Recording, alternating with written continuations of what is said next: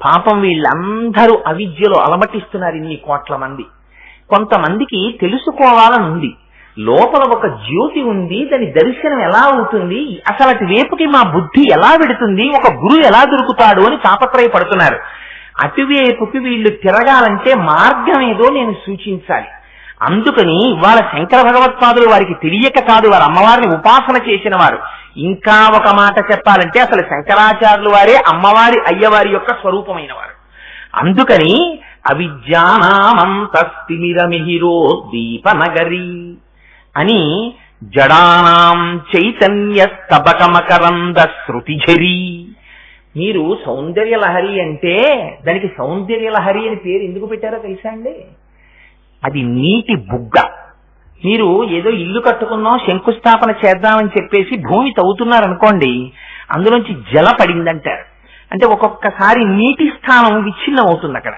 అయితే ఒక్కసారి నీళ్లు పైకి చిమ్మేస్తాయి, పెద్ద ఫౌంటైన్ వచ్చినట్టు వచ్చేస్తే వాడు ఇల్లు కట్టుకోవాలి కనుక వాళ్ళు ఏం చేస్తారంటే రాళ్లు రప్పలు అన్ని వేసి సిమెంట్ వేసి మొత్తం మీద ఆ నీరు పైకి రాకుండా అడ్డు పెట్టేస్తారు. శంకరాచార్యులు వారు కూర్చుని ఒక్కసారి ధ్యానం చేసినంత మాత్రం చేత వారిలోంచి పైకి పెళ్ళుబుకింది సౌందర్యలహరి. వారు కూర్చుని కలం పట్టుకుని రాసింది కాదు. అందుకే సౌందర్యలహరిలో అనేక భావాలు, భక్తి, జ్ఞానము, వైరాగ్యము అన్ని కలగలిసి వెళ్ళిపోతుంటాయి. ఆ వెళ్ళిపోవడంలో అది సౌందర్యలహరి అంటే.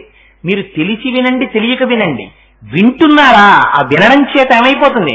అమ్మవారి యొక్క అనుగ్రహము శబ్దస్వరూపమై మీలోకి ప్రవేశిస్తుంది. ప్రవేశించి అది తిప్పుతుంది అమ్మవారి అనుగ్రహంగా. అందుచేత జడానాం చైతన్య స్తబకమకరంద శృతిఝరీ. అయ్య బాబోయ్, అసలు శంకరాచార్యులు వారు వేసిన మాటలు ఎవరు వెయ్యలేరండి. మీరు దాన్ని ప్రత్యామ్నాయం పెట్టలేరు. ఈ మాట తీసి ఈ మాట పెట్టండి అంటే ఇంకా పెట్టలేరు. ఎందుకని? జడానాం ఎటువంటి మాట వేశారో చూడండి. సహజంగా మీ స్వరూపం ఏమిటి? మీరు చైతన్య స్వరూపులు. అమ్మవారు మీ నిండా నిండిపోయింది. అమ్మవారికి ఇష్టమైన పని ఏమిటో తెలుసా అండి? లలితా సహస్రనామ స్తోత్రంలో వ్యాసుడు చెప్పారు. ఏమిటి అమ్మవారికి ఇష్టం? చైతన్య కుసుమ ప్రియా. అమ్మవారికి చైతన్య కుసుమాలతో పూజ చేస్తే ఇష్టం.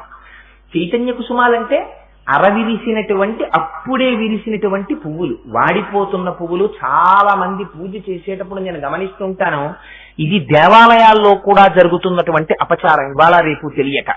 అందున అమ్మవారికి ఎర్రటి పువ్వు అంటే చాలా ఇష్టం. 8 సౌభాగ్య వస్తువుల్లో ఎర్ర పూలు ఒకటి. ఇవాళ చాలా మంది తెలియక మందార పువ్వుని చేతిలో పట్టుకుని ఇలా రేకులు విప్పేస్తుంటారు. అంతకన్నా పరమ అపచారం ఇంకొకటి లేదు. అమ్మవారి పాదాల మీద రేకులు విసురుతుంటారు. పువ్వు రేకు విప్పేసి వచ్చినటువంటి భక్తులకు ఇస్తుంటారు. గులాబీ రేకులు చల్లుతుంటారు. ఆ రేకుల మీద నడిచి వెడుతుంటారు. కట్టి కుడిపేస్తాయి ఈ పాపాలు. లలితా సహస్రనామ స్తోత్రంలో వ్యాస భగవానుడు 8 సౌభాగ్య వస్తువుల జాబితా ఇచ్చాడు. ఉప్పు, పెరుగు, తాటి చెట్టు, ఇలాంటివి 8 వస్తువులు ఉన్నాయి. వీటి జోలికి వెళ్ళకూడదు ఇప్పుడు. వాటిల్లో అమ్మవారి యొక్క అనుగ్రహం ఉంటుంది. ఆవిడ చైతన్య కుసుమ ప్రియ. అరవిరిసినటువంటి పూల చేత మీరు పూజ చెయ్యాలి.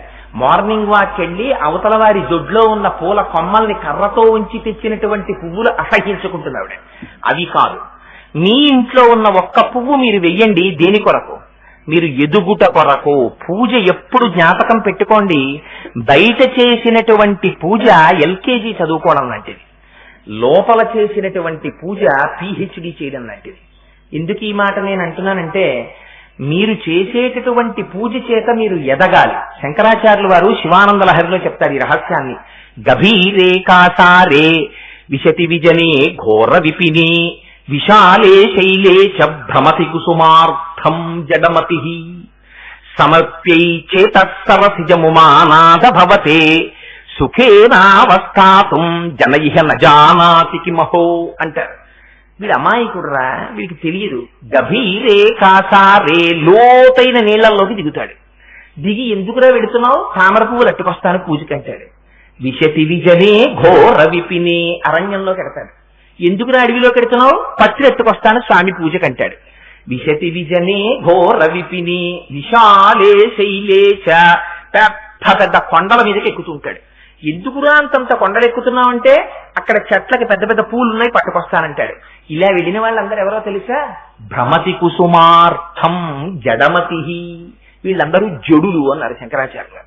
పాపం అంత కష్టపడి పూలు తెస్తున్నారు ఎత్తేస్తున్నారు ఎంత భక్తులో అనలేదు శంకరులు. జడమతి, వీళ్ళు జడులండి, అక్కడికి పోతుంటారు పూలకన్నారు. మరి ఏమి ఇవ్వాలయ్యా జడులు అంటున్నావు అలా తిరిగితే? సమర్ప్యై చేతసరసిజముమానాథ భవతే.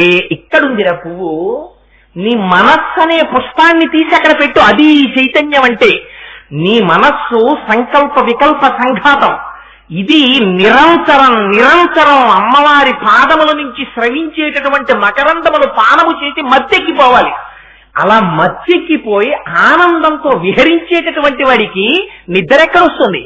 ఎంత సంతోషమో ఎంత సంతోషమో! ఆ పూజ చేయడం సంతోషం, కూర్చోవడం సంతోషం, చదువుకోవడం సంతోషం, చెప్పుకోవడం సంతోషం. ఇంకా ఆ ఆనందం ముందు అన్నం తిన్నా, పాలు తాగినా, తేనె తాగినా ఛీ అనిపిస్తాయి. అన్నిటికన్నా అదే పరమానందం అనిపిస్తుంది. అటువంటి ఆనందప్రదమైనటువంటి వస్తువుని దర్శించగలిగినటువంటి మనుష్య ఉపాధిలోకి నువ్వు వచ్చావు.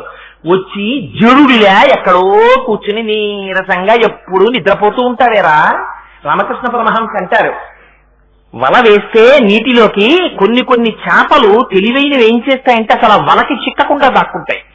ఇంకా కొంచెం తెలివి తక్కువ చేపలు వలలో పడతాయి. కానీ ఆ మత్స్యకారుడు తీసి ఒక్కొక్క చేపని తీస్తున్నప్పుడు మళ్ళీ గభాలను దూకేసి నీళ్ళలో పడిపోతాయి.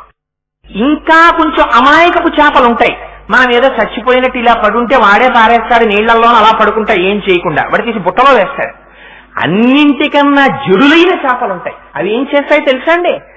వలతో పాటు బురదలో ఉంటుంది, నీటి గట్టున ఎప్పుడు బురద ఉంటుంది. మత్స్యకారులు వచ్చినప్పుడు ఆ బురదలోకి తల పెట్టేస్తాయి.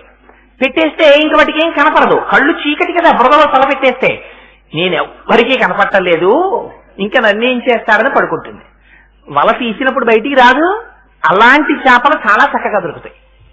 అందుకని జడులు అన్నారు శంకరులు. నీలో ఉన్న ఆత్మ చైతన్యంతో, ఆ చైతన్యముతో సంతోషంగా ఆ మనస్సుని పరమేశ్వరుడికి అర్పించు. అది అర్పించలేనప్పుడు నువ్వు జడుడవు. ఎప్పుడు నిద్రాణంగా, ఎప్పుడు అంటే మీరు ఒక్కటి జ్ఞాపకం పెట్టుకోండి, ఈ మాట నేను అనకూడదని అంటలేదు.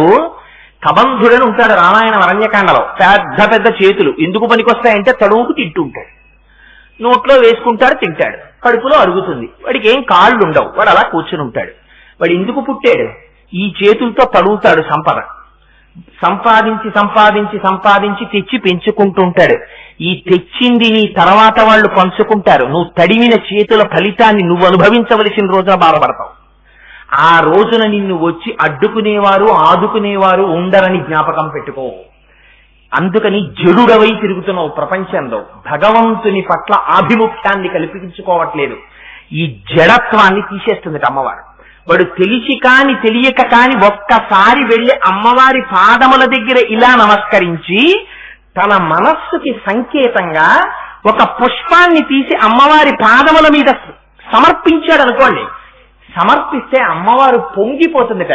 పొంగిపోయి ఈ సుమము ఎంత చైతన్యవంతమో మీ మనస్సుని అంత చైతన్యవంతం చేసేస్తుందిట. ఏంటంటే ఒకప్పుడైనా అలా ఉండేవాడు, ఆయనే ఇప్పుడు ఇంత అలా అయిపోయాడు అనుకుంటారు. అలా మారుస్తుందమ్మ. ఇవాళ శంకరాచార్యులు వారు మనందరినీ ఉద్ధరించడం కోసమని రహస్యాలు చెప్తున్నారు.